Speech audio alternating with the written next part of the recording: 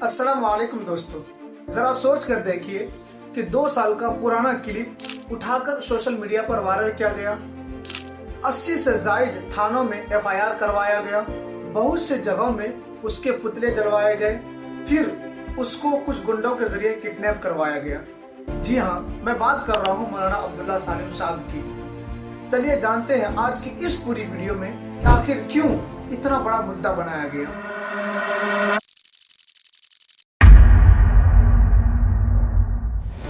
5 मार्च 2024 को भागलपुर के जिले में इस्लाह माशरा होती है, जिसमें मौलाना अब्दुल्ला सालिम साहब बयान देते हैं कि योगी की माँ मतलब के गौ मांस अगर किसी मुसलमान या किसी इंसान के पास 250 ग्राम भी पाया जाए तो उसे गोली मारने का ऑर्डर दिया जाता है, लेकिन अगर कोई रेपिस्ट पकड़ा जाए तो उस पर कोई कार्रवाई नहीं होती है।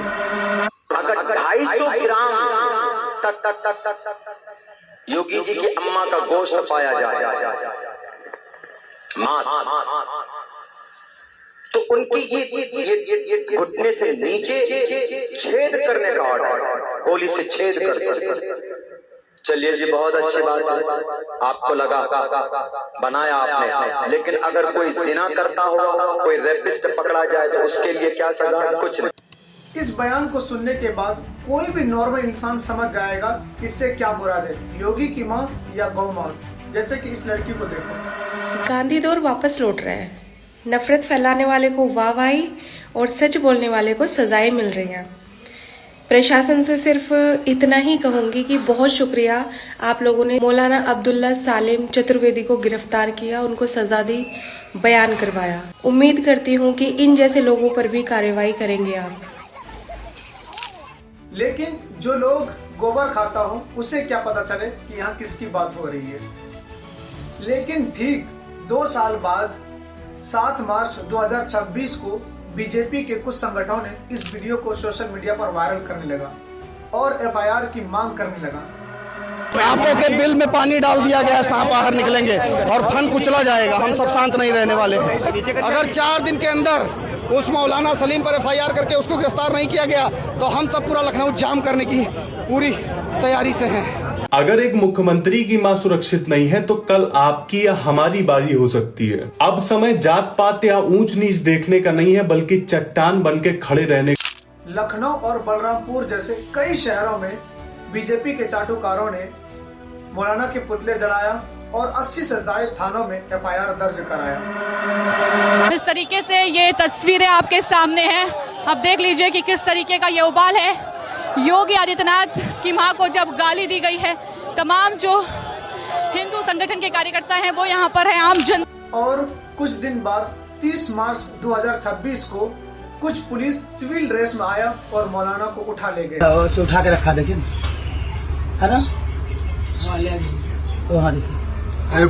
यहाँ एक बात याद रखनी पड़ेगी दोस्तों कि पुलिस के भी कुछ कानून और रूल होते हैं, जो कि यूपी पुलिस ने कानून की मां बहन एक कर दी। वो इस तरह के, अगर आप किसी भी मुजरिम को पहली बार अरेस्ट करने के लिए जा रहे हैं तो आप सिविल ड्रेस में नहीं जा सकते। हाँ, वो अलग बात है कि मुजरिम बार बार भाग रहा हो या फिर किसी गैंग को पकड़ना हो तो फिर आप सिविल ड्रेस में जा सकते हैं, लेकिन यहाँ कुछ ऐसा नहीं होता है। पहली ही बार जाता है सिविल ड्रेस में और उसे उठा ले जाता है। दूसरा रूल ये है कि अगर आप किसी भी इंसान को गिरफ्तार कर रहे हैं तो उसके घर वाले को या उसके दोस्तों को बताना जरूरी होता है कि क्यों इसे गिरफ्तार किया जा रहा है, क्यों इसे अरेस्ट किया जा रहा है। लेकिन यहाँ ऐसा कुछ भी नहीं होता है। रात 2 बजे आता है और उसे उठा ले जाता है बगैर इंफॉर्मेशन के। तीसरा रूल ये है कि एक स्टेट का पुलिस दूसरे स्टेट में जाकर किसी को गिरफ्तार नहीं कर सकता है। हाँ, अगर आप ऐसा कर रहे हैं तो किसी करीब के पुलिस थाने में आपको इंफॉर्मेशन देना पड़ेगा, हम यहाँ क्यों आए हैं, किस लिए आए हैं, हमारा क्या मकसद है। लेकिन यहाँ ऐसा कुछ नहीं होता है। रात को आता है और गुंडा की तरह उठा ले जाता है, कोई इंफॉर्मेशन नहीं, किसी भी पुलिस थाने में कोई खबर नहीं, जैसा कि अख्तरुल ईमान साहब के इस बयान से पता चल रहा है। कुछ अजनबी किस्म के लोग आए, उनको गिरफ्तार करके ले गए, जिससे लोग बहुत परेशान थे कि आया मौलाना की गिरफ्तारी हुई या किडनैपिंग हुई है। मैंने अमोर थाना अध्यक्ष से मालूम किया, उन्होंने फिर जो कि थाना अध्यक्ष से मुझे बात कराई तो मुझसे मालूम हुआ कि STF के लोगों ने इसे गिरफ्तार किया है। फिर मैंने STF के इंस्पेक्टर से बात की, उन्होंने बताया कि साहब हम लोग तो बिहार के एसटीएफ के लोग हैं, इनको एसटीएफ यूपी के लोगों ने गिरफ्तार किया है, जो गोरखपुर की अदालत में पेश किया जाएगा। चौथा रूल ये है कि अगर आप किसी मुजरिम को पकड़ते हैं तो उसे बाइज्जत रखा जाता है, उसे अदालत में पेश किया जाता है, फिर अदालत जो सजा मुतय्यन करे उस पर कार्रवाई की जाती है। लेकिन यहाँ ऐसा कुछ नहीं होता है, बल्कि अदालत ले जाने से पहले ही उसे मारा जाता है, पीटा जाता है, जैसा कि उसके चलने के अंदाज से पता चल रहा है कि उसको मारा गया है, पीटा गया है बेइंतहा। मैं यूपी पुलिस को यही कहना चाहूंगा कि इसका यह मतलब नहीं कि आपके पास ताकत और कानून है तो आप कुछ भी कर सकते हैं। सबसे शौकीन बात यह है कि गोदी मीडिया ने इस न्यूज को इतना बड़ा बनाकर पेश किया कि ऐसा लगता है किसी आतंकवाद को पकड़ लिया हो। बहराइच के थाने में रखा गया और मेडिकल कराया गया। आरोपी मौलाना से थाने में कई सवाल जवाब किए गए।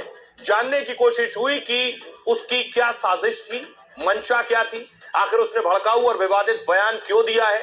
ये सारे सवाल पुलिस ने मौलाना से पूछे।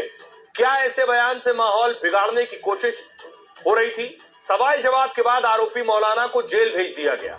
मौलाना और कुछ नफरत लोगों ने इसके खिलाफ जमकर वीडियो बनाया है और नफरत फैलाने की भरपूर कोशिश की है। हर इजलास में कहीं न कहीं हिंदू समाज के लोगों को चैलेंज करना इसकी आदत बन गई है। आज तक का इतिहास उठा के देखिए। ये योगी जी के मां पर टिप्पणी करने वाला अब्दुल्ला सलीम को बाबा के फोर्स जो है उत्तर प्रदेश से बिहार के पूर्णिया में आती है और पूर्णिया में आके जो उसे टांग ले जाती है। अब देखिए, अब बस उसके घर पे बुलडोजर चलना बाकी है। ऐसे ऐसे मौलाना के घर पे जो है बुलडोजर चलना चाहिए। सबसे शौकीन बात यह है दोस्तों कि फिरका परस्त और मफाद परस्त भी यहाँ पीछे नहीं रहा। उसने भी मौके का भरपूर फायदा उठाया है, जैसे कि आप इस वीडियो को देखो। मैं माननीय योगी से कहूंगा कि भाई एफआईआर से काम नहीं चलेगा। इस मौलाना को जमींदोज कर दिया जाए, इस पर बुलडोजर चले कि दूसरा लोग किसी की मां पर टिप्पणी करने से पहले 100 बार सोचे। एक और वीडियो देखो जिसमें मौलाना के गिरफ्तारी पर शुक्र अदा कर रहा है। अब आकर के एसटीएफ ने कार्रवाई करते हुए इन मौलाना को गिरफ्तार कर दिया है, तो मैं एसटीएफ का भी शुक्र अदा करता हूँ। आज मैं सरकार से डायरेक्ट सवाल करता हूँ, क्या ये देश लोकतंत्र है? क्या ये कंट्री संविधानिक है? अगर हाँ, तो फिर उन लोगों पर क्यों नहीं सजा होती है? उन लोगों पर क्यों नहीं एफआईआर किया जाता है जो खुलेआम मीडिया के सामने ऑन कैमरा मुसलमान और इस्लाम के खिलाफ जहर उगलता है? हम इस्लाम के विरोधी हैं। हम इस्लाम को इस धरती से मिटाने के लिए आए हैं। इस्लाम को इस धरती से मिटा करके जाऊंगा। अब्दुल कलाम भारत का राष्ट्रपति बना, लेकिन वो नंबर 1 का जिहादी था। ये जो हाल मदरसों का, इसको भी बिल्कुल उड़ा देना चाहिए।